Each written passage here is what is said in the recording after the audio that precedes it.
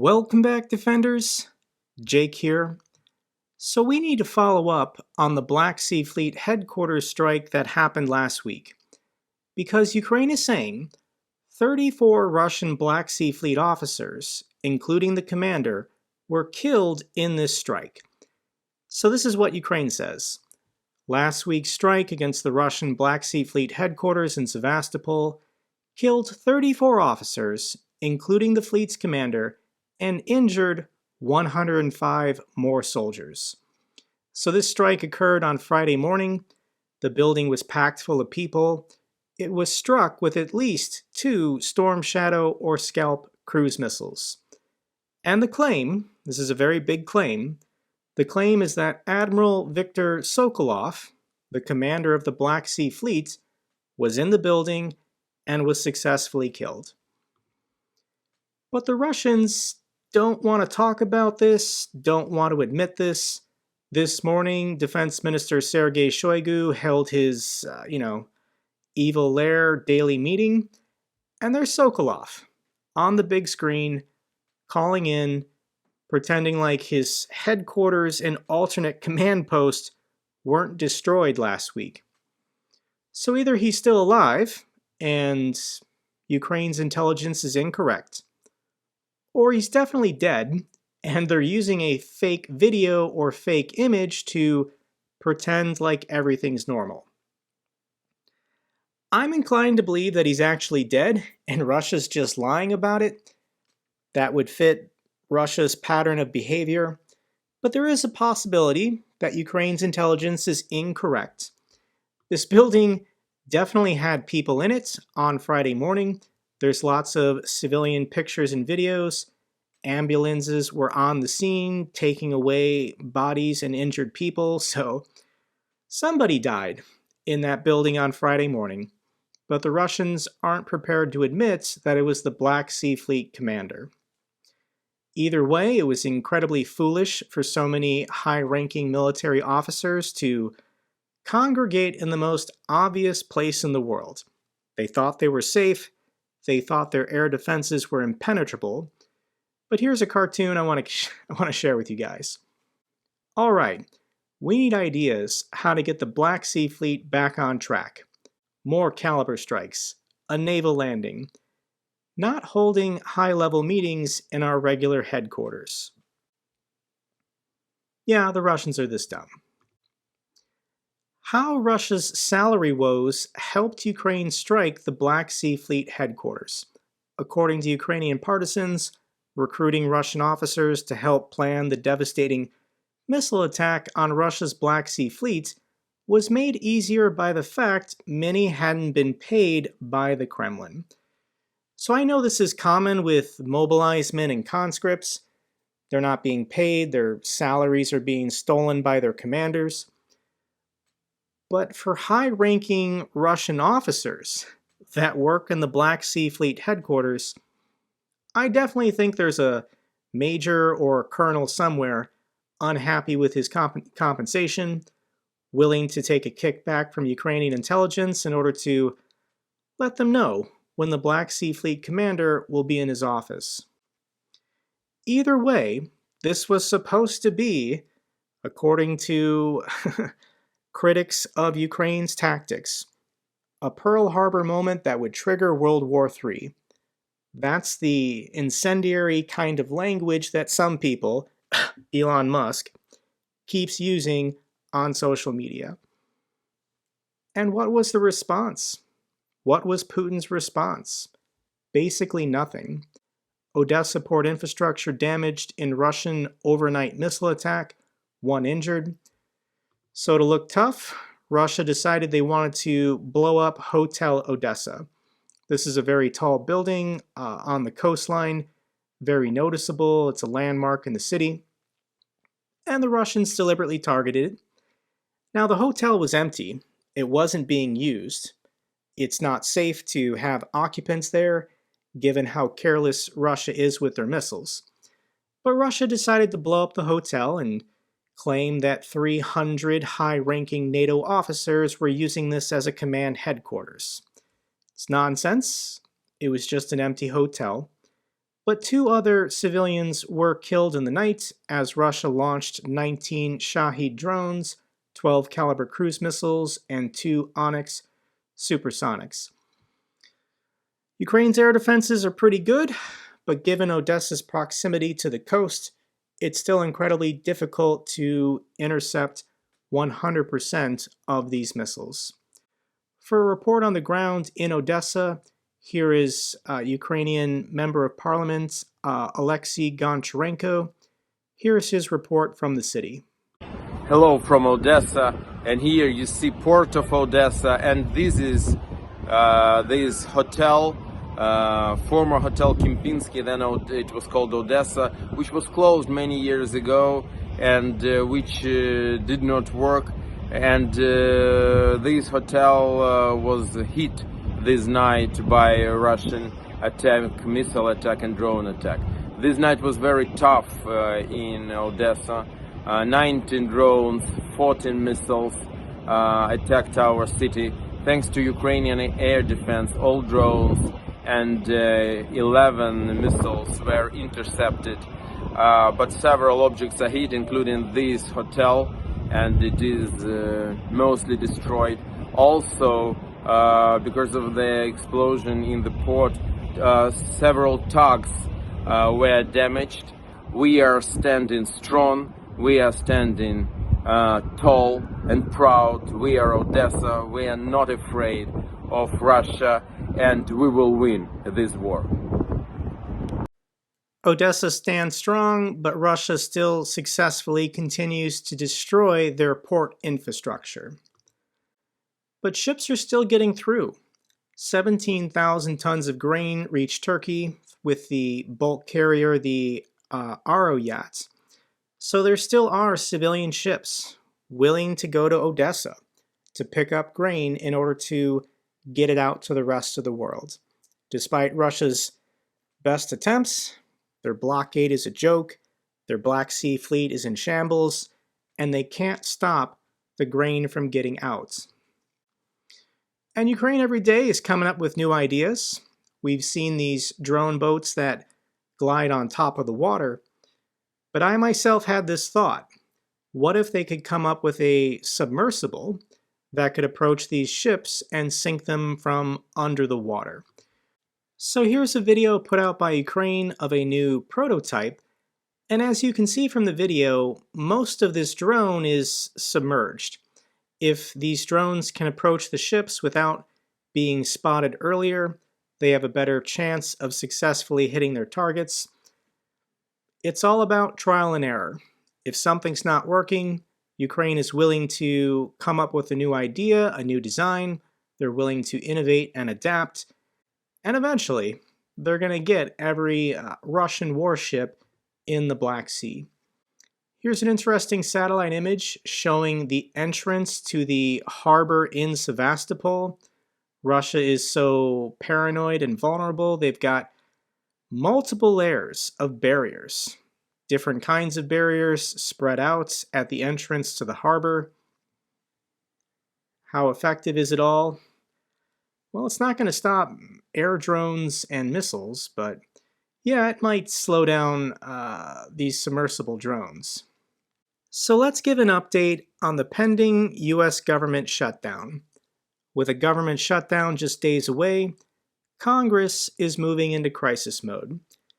So in the House of Representatives, it's simple majority rules. Whichever party is in the majority, they get to write all the bills. Ideally, every member of the party is allowed input, and then if the party just all votes for their version of the bill, it should pass every single time. But that's not what's happening this week. House Republicans are arguing with House Republicans, and they can't agree on their version of the House bill. And this is only the first step in the American legislative process.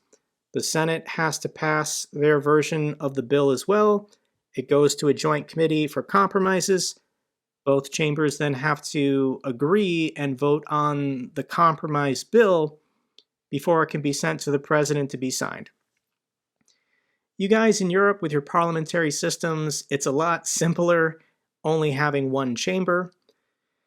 Here in the United States, we have a bicameral legislature. So, House Republicans fighting with House Republicans, what are they fighting over? Well, apparently in a Pentagon spending bill, there was $300 million in aid for Ukraine appropriated. There's about 50 to 60 members of Congress who hate Ukraine, and they don't like this. Speaker McCarthy originally said he was going to take it out, but then said no, it's staying in. This is separate from the $24 billion that President Biden is trying to appropriate for military spending for the next year. I don't know exactly what this $300 million in aid is for, but I'm guessing once Speaker McCarthy was briefed, he then decided he wanted to keep it in. So I'm pretty confident, it's September 26th, I'm pretty confident that the US government will shut down on the end of the month. Members of the military will get paid on September 29th. The government will shut down on October 1st. I'm optimistic that by October 12th, Congress will pass a budget. Otherwise, members of the military won't be paid on October 13th. If they blow past October 13th, it's very possible, then the US government shutdown could extend until October 31st. If they don't pass something by October 31st, members of the military won't be paid on November 1st. Everyone considered an essential job still has to go to their job and work. And they will be back paid once a bill is passed, but for members of the military with car payments, mortgage, rents, childcare, they can't budget for missing 2 paychecks. Congress still gets paid, by the way. So here's President Biden saying exactly what I was saying a week ago on this channel. Let's be clear. If the government shuts down, members of the U.S. military are going to have to continue to work and not get paid. A government shutdown could impact everything from food safety to cancer research to Head Start programs for children. Funding the government is one of those basic responsibilities of Congress. And it's time for Republicans to start doing the job America elected them to do. So House Republicans have to agree on a bill. But unfortunately, in their caucus, they have members like Marjorie Taylor Greene. Let me play a clip for you if you forgot who Marjorie Greene is. Charlie, by the way, we hadn't even talked about this. The country that Mitch McConnell and Schumer and Lindsey Graham and Tom Cotton and everybody can't wait to give another $100 billion to. Ukraine is one of the worst countries on the earth for child sex trafficking, and they're harvesting children's organs. So that is U.S. Congressperson Marjorie Taylor Greene claiming that Ukraine is one of the worst countries in the world for child sex trafficking, and that the Ukrainians are mass harvesting the organs of their children. Marjorie Taylor Greene says insane stuff like this all day, every day. It's kind of what she's known for. And for people who think I'm cherry picking, you can go on social media. You can go on her Twitter feed. And this tweet is from yesterday, September 25th. This is what she has to say about Ukraine. Congress hasn't voted for war powers in Ukraine, but we're sending Abrams tanks, depleting our military arsenal. The United States currently has 4,800 Abrams tanks, and we've sent 31. Less than 1% of our existing stockpile of Abrams tanks have been sent to Ukraine, but according to Greene, this is depleting our military arsenal.